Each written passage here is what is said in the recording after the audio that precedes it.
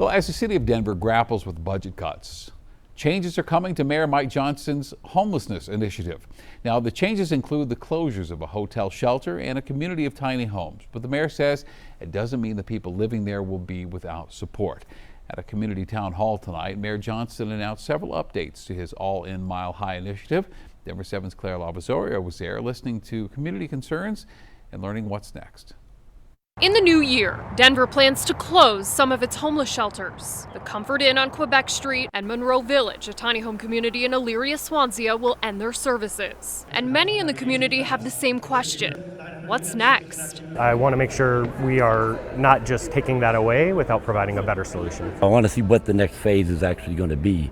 I want to hear what is going to be the solution so that we don't have more people that are falling onto the streets. Inside Central Park's Rec Center, that was just one topic Mayor Mike Johnston addressed. Johnston says those living in the two sites will be transitioned to permanent housing, and the closure of the Comfort Inn alone will save the city $11 million next year. And there are plans for micro communities that close too. Johnston says they'll become future locations for workforce housing. With the Salvation Army's contracts expiring at the end of the year at 3 sites, we're expecting to learn who will take over management. Both Johnston and Councilwoman Chantel Lewis say there will be new standards for the next providers, including making sure those staying in the shelters are meeting with case managers at least once a week. That's what the basic expectation for folks who are in our housing.